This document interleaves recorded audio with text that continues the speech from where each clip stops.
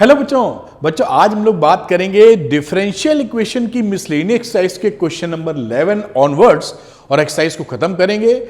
इसके पहले पार्ट में 1 से लेकर 10 तक के क्वेश्चन सॉल्व है, वो भी आप देख सकते हैं। और मैं आपको एक सजेशन भी देना चाहूंगा कि बेटा ये जो लेक्चर्स हैं इनको आप सीरियल वाइज देखिएगा, जिससे आपके जो कॉन्सेप्ट हैं वो पावरफुल तरीके से बिल्डअप हो और हर सवाल आसान लगे और सॉल्व भी हो जाए। अगर आप बीच बीच से देखेंगे तो जो कॉन्सेप्चुअल नॉलेज है वो डेवलप नहीं होगी, क्वेश्चन में थोड़ा सा भी ट्विस्ट अगर हुआ तो संभालने में मुश्किल हो सकती है। तो उम्मीद है मेरी बात आप समझ पा रहे होंगे। चलते हैं क्वेश्चन नंबर 11 के ऊपर। आइए सर, तो ये रहा क्वेश्चन नंबर 11। देखते हैं क्या है। बहुत ही आसान question. Find a particular solution of the differential equation x minus y dx, मैं लिख देता हूं x minus y dx plus dy is equal to dx minus dy। और पर्टिकुलर सोल्यूशन चाहिए x इक्वल टू 0 पर, y minus y is equal to -1 है तब।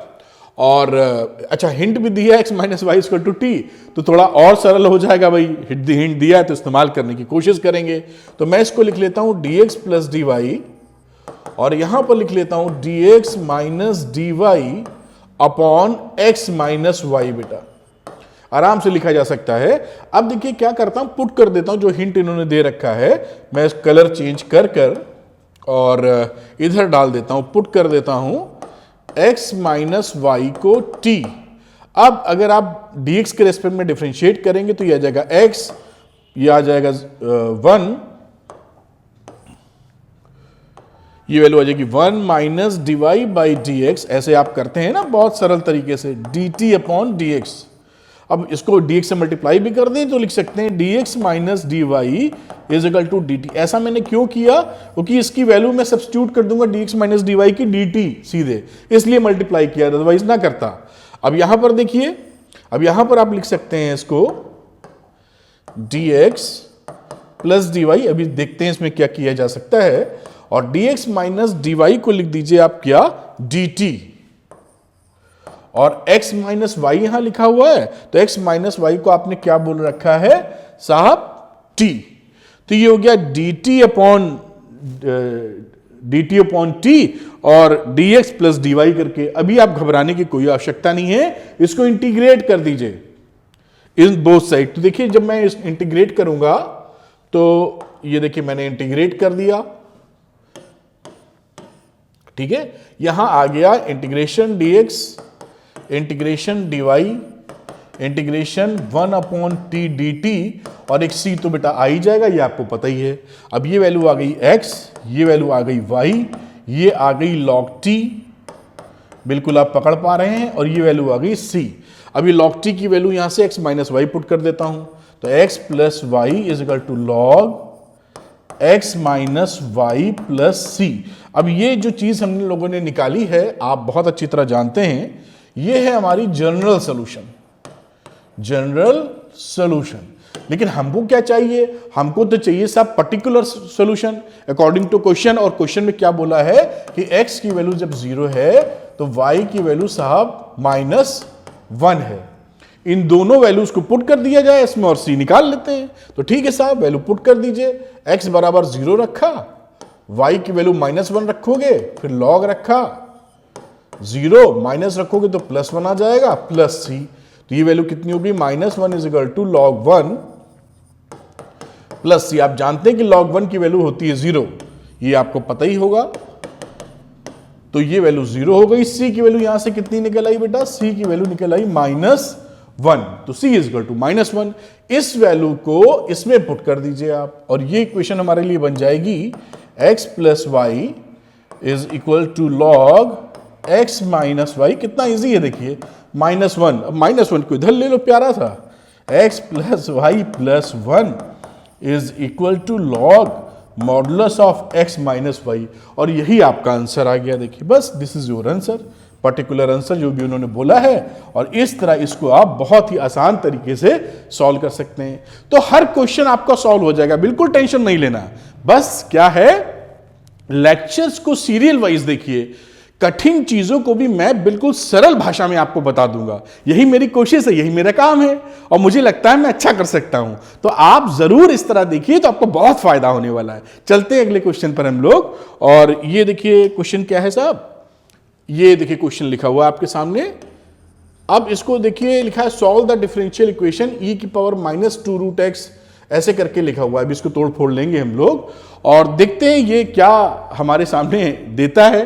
तो मैं, ये 1 है, टाइप नहीं था इसलिए लिख दिया है। इसको इधर ले जाओ क्रॉस मल्टीप्लाई, तो मैं लिख सकता हूं dy/dx, ये dy को इधर dx को इधर, और यहां लिख दी हाँ जी, इक्वल टू e की पावर -2√x अपॉन √x। देखो कितना ना आसान है, y अपॉन √x। देखिए कितना आसानी से हो जाएगा, थोड़ा बस कहीं फंसना है ही नहीं। अब इसको इधर ले लो, ये देखिए dy/dx और plus y upon √x is equal to e की पावर -2√x अपॉन √x। अब पहचान लिया होगा आपने, ये लीनियर डिफरेंशियल इक्वेशन है। ये लीनियर डिफरेंशियल इक्वेशन पढ़ी थी ना हम लोगों ने, standard form dy/dx plus py is equal to q। उम्मीद है जहां पर p और q क्या होते थे, या तो कांस्टेंट्स थे या फंक्शंस ऑफ x ओनली। बस कंपेयर कर दीजिए। अब यहां पर p साहब क्या मिला, इससे कंपेयर किया तो आ गया 1 अपॉन √x। आप देख पा रहे होंगे q बेटा क्या मिल गया, पूरा पूरा q ये रखा हुआ है, e की पावर -2√x अपॉन √x। देखिए बिल्कुल आसानी से आप कर सकते हैं, इसमें कोई परेशानी की बात नहीं। अब इसको ऊपर ले जाता हूं, इंटीग्रेटिंग फैक्टर निकालता हूं। आप जानते हैं कि लीनियर डिफरेंशियल इक्वेशन के लिए हमको इंटीग्रेटिंग फैक्टर की आवश्यकता होती है। तो इंटीग्रेटिंग फैक्टर क्या हो जाएगा, e की पावर इंटीग्रेशन p dx। अब p क्या है यहां पर, p है 1 अपॉन √x dx। देख पा रहे होंगे। अब इसका इंटीग्रेशन ऊपर वाले का निकाल लो, ये तो आप जानते ही हैं, ये √x dx लिखा है। देखिए इसका क्या मतलब है, इसका मतलब है x की पावर -12 dx। समझ में आ रहा होगा। चलिए आगे ही बढ़ जाते हैं, ऊपर लिख दूंगा। अब ये वैल्यू हो जाएगी -12 प्लस 1 अपॉन -12 प्लस 1। इंटीग्रेशन ऐसे ही करते हो तो ये पॉजिटिव आ जाएगा, ये भी पॉजिटिव आ जाएगा, तो वैल्यू होगी 2√x। देखो ना ध्यान से, बिल्कुल। अब यहां ये वैल्यू जो है इसी को सब्स्टिट्यूट कर देते हैं, मतलब यहां पे रख देते हैं e की पावर 2√x, और यही इंटीग्रेटिंग फैक्टर हो गया हमारा। ये देखिए ये इंटीग्रेटिंग फैक्टर है। अब हमारा और सरल हो गया सवाल, इसको थोड़ा ऊपर ले जाता हूं। अब यहां रुकना पड़ेगा क्योंकि क्यू का इस्तेमाल करूंगा। आप ये जानते ही हैं कि लीनियर डिफरेंशियल इक्वेशन में जो सॉल्यूशन होता था वो था y into integrating factor integration q into integrating factor dx plus c। ये सॉल्यूशन होता था लीनियर डिफरेंशियल इक्वेशन का, जो इस टाइप की दे रहती है। तो y लिखते हैं, इंटीग्रेटिंग फैक्टर है 2√x बेटा, इंटीग्रेशन q देखिए ये इस्तेमाल होगा। थोड़ा सा मैं नीचे लाता हूं जिससे आपको दिख पाए, या थोड़ा सा छोटा करता हूं जी। तो यहां पर आपको दिख रहा है e की पावर -2√x अपॉन √x, और q के साथ इंटीग्रेटिंग फैक्टर है, ये रहा। बस इसमें है क्या, ये देखिए। इसको और आगे ले चलते हैं। अब इस समय डिफरेंशियल इक्वेशन की कहानी खत्म है, अब इंटीग्रेशन का सवाल है, हो जाएगा सवाल, उसमें क्या है। देखो साहब, ये रहा y इंटू 2√x, इसको नहीं छेड़ते। और यहां देखिए क्या चर्चा हुई, तो इस चर्चा के मुताबिक ये तो ऊपर तो निपट गया भाई साहब, e की पावर 0 आ जाएगा। बेस सेम है, देखो दिखा दूं, जो कर ही रहे हैं तो बिल्कुल कुछ भी नहीं छोड़ने का। ये पावर्स ऐड हो गई, नीचे √x है प्लस c। ये देखो e की पावर 0 आ जाएगा ना, और e की पावर 0 कितना होता है 1, तो ये जो वैल्यू है ये हो जाएगी 1। तो ये क्या बचेगा, y 2√x is equal to केवल 1 अपॉन √x बचेगा, मतलब x की पावर -12 dx। देखिए शांति से देख लीजिए, कोई दिक्कत नहीं है, जैसे समझने का मौका मिले बस। अब इसका खेल तो मिनटों का काम सेकेंडों में। ये लीजिए साहब, x माइनस वही अभी जो किया था, ये आप जानते ही हैं, मैं जबरदस्ती लिख रहा हूं, इतना तो आप सुपर स्टार ही हैं। ये रहा y 2√x, और फटाफट ये पॉजिटिव आ जाएगा तो रूट एक्स ऊपर बचेगा और नीचे ये 2 बचेगा। नीचे की जरूरत ही क्या है, उतना तो आप समझते हो, प्लस सी। ये आपका आंसर आ रहा है। अब कोई पर्टिकुलर सोल्यूशन बोला तो लिखिए, वरना खेल खत्म कर दो इसका। सी, ठीक है बेटा। तो अब ये वैल्यू हो गई। अच्छा यहां ध्यान देना, यहां इंटीग्रेटिंग फैक्टर था, मैं झटके में यहां पर ई की पावर लिखना भूल गया हूं। देखिए ये कहां पे रोकूंगा, ये और ले लेता हूं, नीचे आपको दिखाता हूं। ये देखिए इंटीग्रेटिंग फैक्टर ये था, ये केवल रूट एक्स 2 रूट एक्स थोड़ी आएगा, ई की पावर आएगा। तो मैं यहां पर इसको ऐसे हटा देता हूं और लिख देता हूं ई की पावर 2 रूट एक्स, और हर जगह ऐसे ही ई लगा लो। तो ये तो कोई बड़ी बात नहीं, आप समझ ही रहे हैं। और यहां पर भी ई की पावर लगा लो, ई की पावर लगा लो, और लास्ट वाले में साफ सुथरे तरीके से लिख देता हूं। तो ये इंटीग्रेटिंग फैक्टर था, तो ये वैल्यू आ जाएगी ई की पावर 2 रूट एक्स, और this is the solution y e की power 2 root x is equal to 2 root x plus c, and this is your answer. तो इस तरीके से क्वेश्चन को आप सॉल्व कर सकते हैं, बात खत्म हो जाती है। बस आराम से करिए। चलते हैं अगले सवाल पर। तो बच्चों करते हैं क्वेश्चन नंबर 13। देखिए बहुत ही अगला सरल सवाल, सारे सवाल सरल रहते हैं, किसी सवाल को कठिन नहीं सोचना, बहुत आसान, पढ़े हुए हैं कर लेंगे। आइए, तो लिखा find a particular solution of the differential equation. अब इस डिफरेंशियल इक्वेशन को मैं सीधी लाइन में लिख देता हूं, थोड़ा टाइपिंग में इधर खिसक गया है। तो divide by d x plus y cot x is equal to 4x cosec x. ठीक है, गिवन दैट एक पर्टिकुलर सॉल्यूशन चाहिए, x जब पाई बाई 2 है तो y हमारा 0 है, वो तो बात की बात है। अभी जनरल सॉल्यूशन निकालते हैं। ये देखिए देख के ही समझ में आ रहा है कि लीनियर डिफरेंशियल इक्वेशन का सवाल है। लीनियर डिफरेंशियल इक्वेशन का स्टैंडर्ड फॉर्मेट जो हमारे पास था, dy by d x plus p y is equal to q, इसी से हम इसको कंपेयर कर देंगे बेटा। तो p की वैल्यू देखिए क्या मिल जाएगी, cot x। और यहां बात की जाए अगर, देखिए क्या हम इसको और सरल नहीं करिए, ऐसा ही लेके चलिए और क्यूब पकड़ लेते हैं 4x cosec x। ये हिसाब किताब रहा। अब आगे लेके चलते हैं। देखिए अब यहां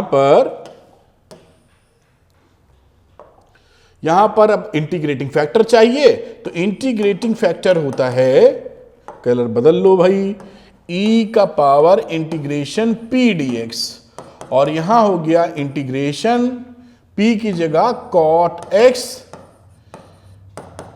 dx। आप जानते ही हैं कि इसकी वैल्यू आ जाएगी cot x की log sin x। और बाय प्रॉपर्टी आपको यह भी पता है, बेटा कि अगर किसी भी एक्सपोनेंशियल फंक्शन का log x fx लिख देता हूं, fx to the base e हो तो ये वैल्यू हमारी fx ही हो जाती, e से बेस ही एडजस्ट कर जाता है। इसी वजह से ये सवालों में कर भी चुके हैं, इसकी वैल्यू हमारी हो जाएगी साहब sin x। तो हमारा इंटीग्रेटिंग फैक्टर क्या रहा, sin x। ये जो मॉडुलस साइन लगाया है, आप चाहो तो यहां मॉडुलस साइन लगा लो, वैसे नहीं लगा रहा हूं, ये सवाल सिंपल तरीके से ही निकल जाएगा। ठीक है साहब, तो ये वैल्यू हो गई sin x। और आगे चलते हैं अब हम लोग। अब इसका जो सॉल्यूशन हुआ करता था आपको मालूम ही है, y into integrating factor integration q into integrating factor dx plus c। तो y लिखा, इंटीग्रेटिंग फैक्टर है हमारा sin x, फिर इंटीग्रेशन q हमारा था 4x cosec x into integrating factor जो कि था sin x dx प्लस सी। आगे चलते हैं बेटा, y sin x, ये cosec x sin x आपस में एडजस्ट कर गया, वैल्यू आ गई 4x dx प्लस सी। आगे चलते हैं, ये वैल्यू हो गई y sin x, और यहां 4 आ जाएगा बाहर, और ये बचेगा x square upon 2 plus c. एक बार और लिख लेते हैं, y sin x is equal to 2x square plus c. ये क्या है हमारा, this is the general solution. ये हमारा क्या रहा, जनरल सॉल्यूशन। लेकिन सवाल में बोला है पर्टिकुलर सॉल्यूशन निकालने के लिए, और वैल्यू दे रखी है x is equal to pi by 2, उस समय y की वैल्यू कितनी लेनी है, 0 अकॉर्डिंग टू क्वेश्चन। ये दोनों वैल्यूज इसके अंदर पुट कर दीजिए। y की जगह 0 डाला और x की जगह डाला आपने पाई बाई 2, x की जगह पाई बाई 2 का स्क्वायर प्लस c। देखिए क्या वैल्यू आती है, तो साइन पाई बाई 2 होता है 1, 0 हो जाएगा और यहां बचेगा 2 into pi square upon 4 plus c. तो c की वैल्यू आ जाएगी, 2 से 2 काट दीजिए, माइनस पाई स्क्वायर अपॉन 2। अब इस c की वैल्यू जो माइनस पाई स्क्वायर अपॉन 2 आई है, इसको आप सब्स्टिट्यूट कर दें इस जनरल इक्वेशन वाली सॉल्यूशन में और ये वैल्यू बन जाएगी y sine x is equal to 2x square plus c की जगह वैल्यू डालेंगे माइनस पाई स्क्वायर अपॉन 2 और यही आपका सॉल्यूशन हो गया पूरा। इसको मैं थोड़ा सा सेंटर में ले आता हूं जिससे साफ तरीके से आपको दिख पाए। This is your answer. तो देखिए क्वेश्चन कितने आसान हैं, बस आपको थोड़ा सा ध्यान से पढ़ना है और थोड़ी प्रैक्टिस करनी है। ये क्वेश्चन नंबर 13 हो जाता है। चलते हैं क्वेश्चन नंबर 14 की तरफ। आइए, ये रहा क्वेश्चन नंबर 14। ये भी सवाल देखिए कितना सरल है। तो find a particular solution of the differential equation. ये डिफरेंशियल इक्वेशन दे रखी है, गिवन दैट पर्टिकुलर सॉल्यूशन निकालना x इक्वल टू 0 पर, y इक्वल टू 0 पर, x0 y0 दोनों है। चलिए इसको देखते हैं। तो यहां पर x plus 1 dy by dx और ये देखिए हमारे पास एक डिफरेंशियल इक्वेशन मौजूद है। अब इसको थोड़ा सा रेक्टिफाई करने की कोशिश कर सकते हैं हम लोग, जैसे कि वेरिएबल सेपरेबल है बिल्कुल। इधर वाला टर्म को नीचे ले लीजिए, यानी 1 अपॉन 2 e की power minus y minus 1 d y is equal to 1 upon x plus 1 d x. अब इसको e की पावर माइनस वाई को हम e की पावर y में कर लेंगे, थोड़ा आसानी रहेगा। तो यहां पर लिख लीजिए 1 अपॉन 2 अपॉन e की पावर y। इसलिए लिख रहा हूं कि किसी भी बच्चे को कहीं से कोई कष्ट का अनुभव नहीं हो। इसको थोड़ा ऊपर ले जाते हैं बेटा। अब एलसीएम वगैरह ले लो, इतना तो समझते ही हो। तो e की पावर y 2 माइनस e की power y dy is equal to 1 upon x plus 1 dx। बिल्कुल आराम से देखिए, कोई परेशानी नहीं। अब बोथ साइड इंटीग्रेट कर दो, कांस्टेंट लेते हुए खेल खत्म हो जाएगा इसका। अब ये देखिए इंटीग्रेट कर दिया बोथ साइड, प्लस सी लगा देंगे अभी। और यहां पर इंटीग्रेशन में आप मान लीजिए, मैं इधर कलर थोड़ा चेंज कर लेता हूं, वैल्यू ले लो 2 माइनस, पुट कर दो 2 माइनस ई की पावर y को t।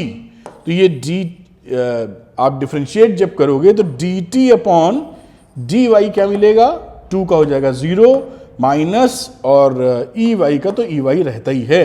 तो dt upon dy minus e की पावर y मिला। इसका इस्तेमाल यहां करेंगे हम लोग। इंटीग्रेशन ey नीचे रखो t, क्योंकि t लेट किया था। dy की जगह dt अपॉन माइनस e की power y is equal to, यहां आ जाएगा log x plus 1 plus c। आप देख पा रहे होंगे, मैं कलर बदलूंगा। ये वैल्यू मिली। अभी इसको थोड़ा सा इंटीग्रेशन और कर लेते हैं। e की पावर y कैंसिल हो गया। आगे बढ़ते हैं। 1 अपॉन माइनस आएगा और log t आ जाएगा is equal to log x plus 1 plus c. देखिए आराम से, कोई भी परेशानी नहीं। तो बच्चों यहां पर देखिए, c को आप लिख सकते हो log c1। तो मैं यहां लिख देता हूं माइनस log 2 माइनस e की power y is equal to log x plus 1 और इसको लिख देता हूं log c1। अब इसको log को आपस में एडजस्ट कर लीजिए और इस माइनस को यहां ले जाएंगे तो इसको क्या लिख सकते हैं, log 2 माइनस e की पावर y की वैल्यू माइनस 1 पावर, और ये रहा log c1 into x plus 1। दोनों तरफ एंटी लॉग ले लो तो यहां वैल्यू हो जाएगी 1 अपॉन 2 माइनस e की power y is equal to c1 x plus 1। ये हमारा एक जनरल सोल्यूशन है, लेकिन क्वेश्चन के अकॉर्डिंग हमें निकालना है particular solution x is equal to 0 जब y is equal to x और y जब 0 0 हो। तो वैल्यू पुट कर दीजिए x0 y0। तो देखिए यहां वैल्यू क्या आती है। तो यहां वैल्यू डाली तो 1 अपॉन 2 माइनस e की पावर 0 C1 0 + 1। अब देखिए ये 1 होता है तो ये आ गया 1/2 - 1, यहां वैल्यू बची C1, तो C1 की वैल्यू आ गई 1। ये देखिए C1 आ गया 1, इस C1 की वैल्यू को इसमें पुट कर दीजिए आप, तो वैल्यू क्या बनेगी 1/2 - e⁻y और x + 1 बेटा, ये आप देख पा रहे होंगे। और इसको सिंप्लीफाई करने की तरह अगर आप बढ़ना चाहें तो इसको रीएडजस्ट कर लीजिए थोड़ा सा, तो यहां पर इसको लिखा जा सकता है बेटा, उल्टा कर लो तो 2 - e⁻y = 1/x + 1। और अगर e⁻y निकालना चाहें आप वैल्यू तो लिख सकते हैं 2 - x + 1। इसको इधर ले जाओ, इसको इधर ले जाओ। अब एलसीएम ले लो तो वैल्यू क्या बनेगी 2x + 2 - 1/x + 1। और यहां वैल्यू क्या आ जाएगी 2x + 1/x + 1। अपनी कोशिश रहती है कि जो आपकी बुक में एनसीईआरटी में आंसर है वही मैच हो जाए, जिससे आपको कॉन्फिडेंस बढ़ जाए। कोई और आंसर लिखेंगे तो आप थोड़ा सा एक अजीब फीलिंग रखते हैं। तो ये वैल्यू देखिए सवाल सॉल्व हो चुका है। अब बस दोनों साइड हमको लॉग लेना है और आपका आंसर होने वाला है मैच। तो बोथ साइड ले लीजिए लॉग, ये रहा देखिए लॉग ले लिया 2x + 1/x + 1। अब ये लॉग लेंगे तो ये y आ जाएगा बाहर, आप देख पा रहे होंगे, तो उसको मुझे लिख देना चाहिए, थोड़ा ऊपर कर लेता हूं। और ये रहा y log e⁻e और यहां रहा log e 2x + 1/x + 1। आप जानते ही हैं कि log e⁻e की वैल्यू आएगी 1, तो ये हो जाएगा y = log base e 2x + 1/x + 1। और यही आपका फाइनल सॉल्यूशन है। तो ये आपका देखिए आंसर आ जाता है बेटा, तो कोई इसमें परेशानी नहीं है। आप सिंप्लीफिकेशन करिए, सॉल्व कीजिए, आंसर आना तय है। चलिए करते हैं अगला सवाल, क्वेश्चन नंबर 15। तो बच्चों करते हैं क्वेश्चन नंबर 15, और ये लैंग्वेज वाले क्वेश्चन है, थोड़ा समझना जरूरी होता है बहुत आसान। The population of a village increases continuously at the rate proportional to the number of its inhabitants present. वहां पे जो लोग रहने वाले हैं उसी हिसाब से ग्रोथ होती है। तो हम मान लेते हैं कि जो एट एनी टाइम t, चलिए अभी देखते हैं। If the population of the village was 20,000 इन 1999, तो 1999 में जो पॉपुलेशन थी वो हमारी थी 20,000, ये रही साहब 20,000। और लिखा है एंड 25,000 इन द ईयर 2004, तो 2004 में ये हो गई बढ़ के 25,000। और कह रहा what will the population of the village in 2009, 2009 में कितनी हो जाएगी पॉपुलेशन, ये हमको बताना है। आप बात समझ पा रहे होंगे। अब ये सपोज करिए जो लिखा है कि जो रेट है ना वो proportional to the number of inhabitants present at the time t, तो लेट द पॉपुलेशन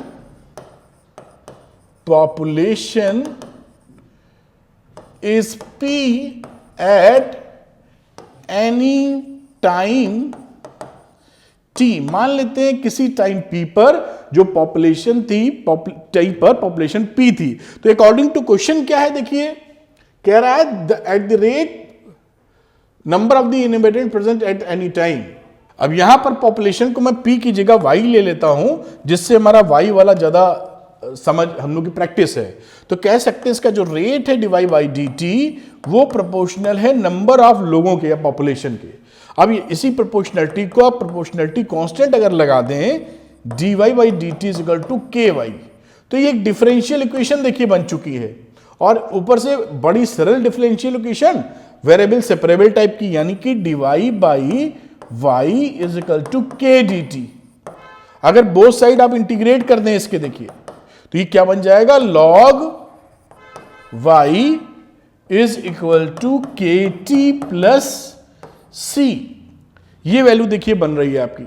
अब यहां पर देखिए बेटा, यहां पर अगर यहां से मैं स्टार्ट करूं कहानी, तो ये है t = 0 जब स्टार्टिंग थी, यहां बीत गए 5 साल, और इस सिचुएशन में बीत गए साहब कितने 9 साल, 2099 से लेकर 2009 10 साल बीत गए, तो ये हो गया साहब 10 ईयर्स। तो ये 5 साल बीत गए और यहां पर बीत गए 10 साल। तो अब इस सवालों को वैल्यू पुट कर देते हैं। तो पहली situation t is equal to 0 पर y की वैल्यू ये क्या है, दैट इज y, पॉपुलेशन ही है ना डिफरेंट डिफरेंट टाइम पर। तो ये टाइम t 5 साल 0 पर पॉपुलेशन इतनी, 5 साल पर इतनी और 10 साल पर कितनी होगी ये बताने का है। तो पहली वाली सिचुएशन रखते हैं t इज इक्वल टू 0 और कितनी है y 20,000 और फिर T5 पर 25,000 रख के देख लेंगे। तो चलिए इसको ऊपर थोड़ा लिखे जाता हूं, सॉल्व करता हूं। वैल्यू पुट कर दीजिए तो लगा log 20,000 k into 0 plus c। तो c की वैल्यू कितनी आ गई log 20,000। इस इक्वेशन में पुट कर दीजिए, c तो हो गया खत्म। तो ये वैल्यू बची log y is equal to kt plus log 20,000। तो पहले इसको भी आप ब्रैकेट में डाल दीजिए क्योंकि ये यहीं से काम शुरू हुआ है। अब अगली कंडीशन क्या थी, जब t हमारा 5 साल था तो हमारा y कितना था 25,000, ये दे रखा था। ये देखिए ये t जब हमारा 5 साल था तो ये 25,000 था। इसी का इस्तेमाल करते हैं हम लोग और वैल्यू यहां पुट करते हैं फिर से, जिससे k निकल आएगा। इस वैल्यू को वापस इसमें डाल दीजिए तो वैल्यू मिली log 25,000 is equal to k मालूम नहीं है, t मालूम है 5 और प्लस log 20,000। अब यहां पर log इधर ले लीजिए तो क्या बचा log 25,000 minus log 20,000 is equal to 5k। देखिए बहुत आसान, कोई इसमें दिक्कत नहीं। log वाला रूल लगा लीजिए तो log 25,000 अपॉन 20,000 और वैल्यू हो गई 5k। तो ये 3 0 से 3 0 कट गए, 5 से काटोगे तो 5 और ये आ गया 4। तो k की वैल्यू कितनी आ गई यहां पर बेटा 1/5 में k लिख देना चाहिए, k इज इक्वल टू करके। तो k की वैल्यू हो गई 1/5 log 5/4। ये देखिए मैं अभी हट जाता हूं सामने से, तो k की वैल्यू हो गई 1/5 log 5/4। इस k की वैल्यू को भी यहां डाल दीजिए जिससे k और c सब खाली इक्वेशन। तो यहां लिखता हूं log y is equal to, मुझे ख्याल से इसका कलर बदल लेना चाहिए, अलग से दिखाई पड़नी चाहिए। log y is equal to k की जगह ये value 1/5 log 5/4 into t plus log 20,000। ये देखिए एक बड़ी इंपॉर्टेंट इक्वेशन आ गई। अब इसने पूछा है कि t इज इक्वल टू 10 पर 2009 में, तो 9 का मतलब 10 साल बाद हमारा y कितना होगा। तो ये यहां t की वैल्यू 10 पुट कर दो और y निकाल लो। तो वैल्यू पुट कर देते हैं यहां पर, देखिए log y निकालना है 1/5 log 5/4 और ये रहा t और t की वैल्यू कितनी थी 10 प्लस log 20,000। अब यहां पर आप देख पा रहे हैं 5 2 जा 10, तो लिखेंगे log y 2 log 5/4 plus log 20,000। अब बहुत आसान है, केवल log का प्रॉपर्टी यूज करना है। log लिखिए y, ये 2 को स्क्वायर चढ़ा दीजिए तो log 5/4 का स्क्वायर प्लस log 20,000। अब आगे और चलते हैं बेटा और यहां यूज करते हैं log y log a plus log b log a into b। तो इसको लिख देते हैं log 20,000 इंटू 5/4 का स्क्वायर, ये पूरे ब्रैकेट में है। दोनों तरफ एंटी लॉग ले लो, ये लिखना चाहो तो लिख भी सकते हो, taking anti log both sides. Log काट मत देना, ये लॉग लॉग कट गया, ये गलती, ये कॉन्सेप्चुअली गलत है। तो ये वैल्यू हो गई y is equal to 20,000 into 5/4 into 5/4। अब इसको सॉल्व कर लो, इसको सॉल्व करोगे तो वैल्यू आ जाएगी 31250, आराम से कट जाएगी, वैल्यू दिख ही रही है आपको, और ये y यही आंसर आ गया। तो ये पॉपुलेशन जो है, आंसर क्या है, इन 2009 पॉपुलेशन विल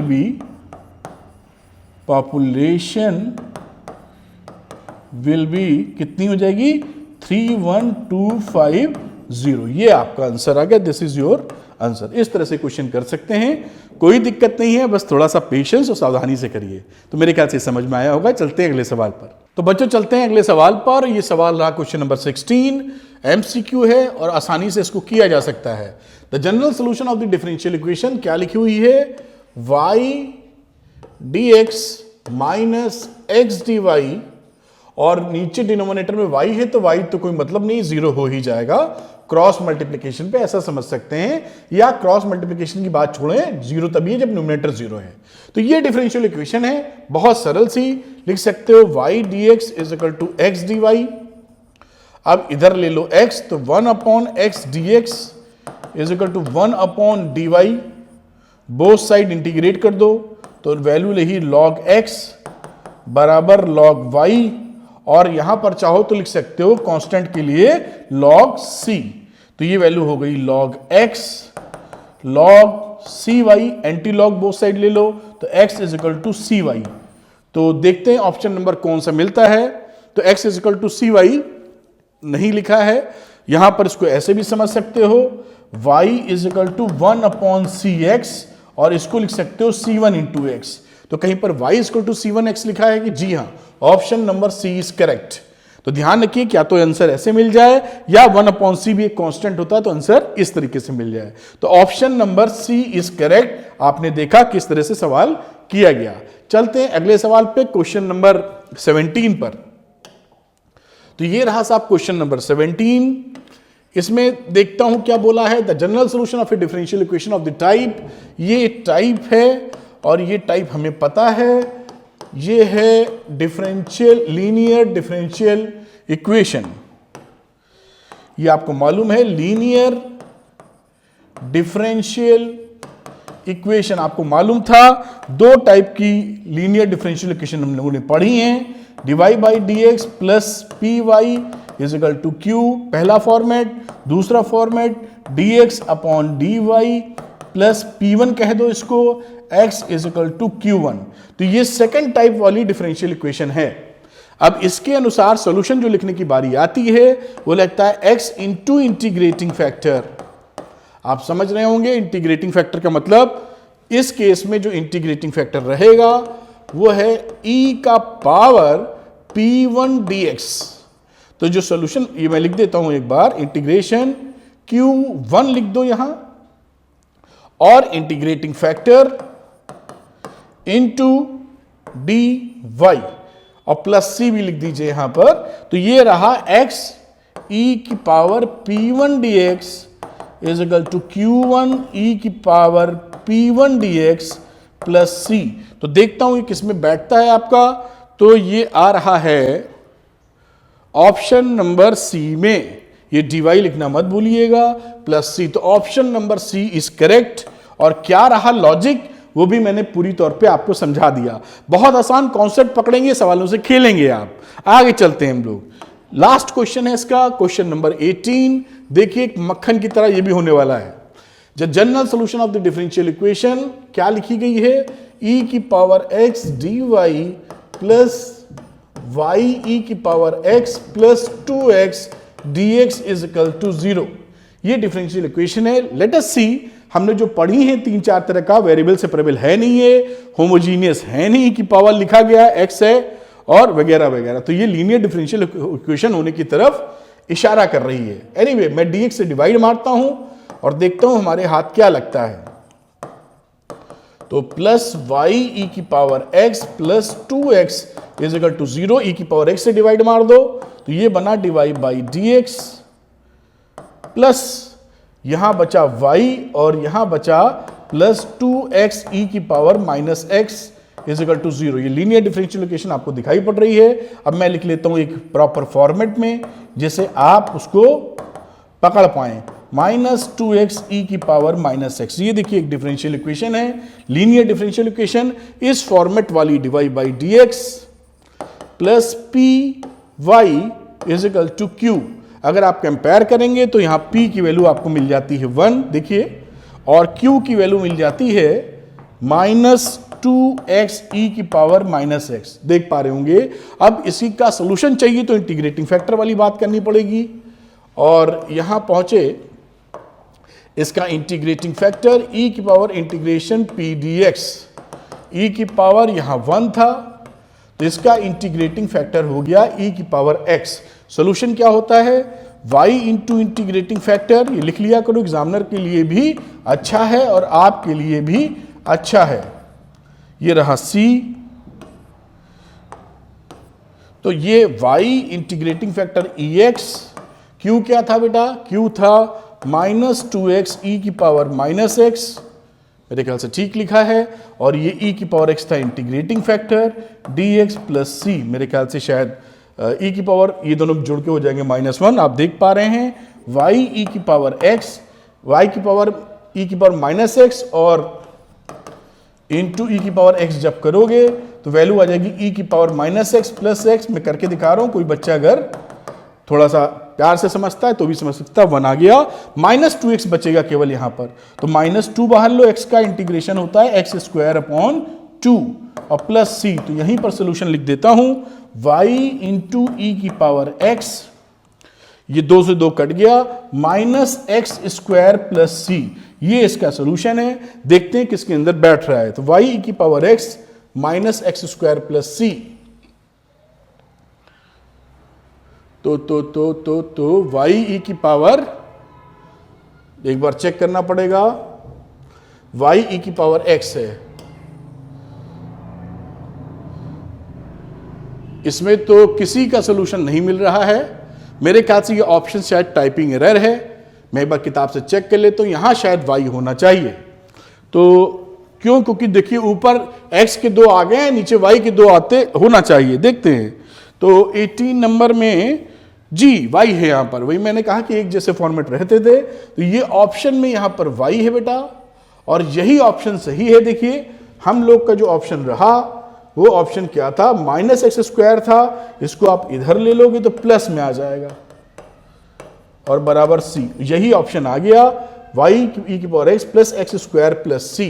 तो ये option number c is correct, आप समझ पाए होंगे, option C is correct, answer C is the final answer. तो इस तरह से आपने देखा कि पूरे क्वेश्चंस एक्सरसाइज के एक एक हम लोगों ने कर लिए विद सुपर एक्सप्लेनेशन, छोटी छोटी बातें समझते हुए। मुझे पूरी उम्मीद है कि ये वीडियो आपकी मदद कर रहे होंगे और आप मैथ्स के कॉन्सेप्ट्स को सुपर स्ट्रॉन्ग करेंगे, जिससे मैथ्स में क्वेश्चन तो हर क्वेश्चन लगे भी और आप इंजॉयमेंट फील करें, आपको मजा आने लगे। Thank you very much, wish you all the best.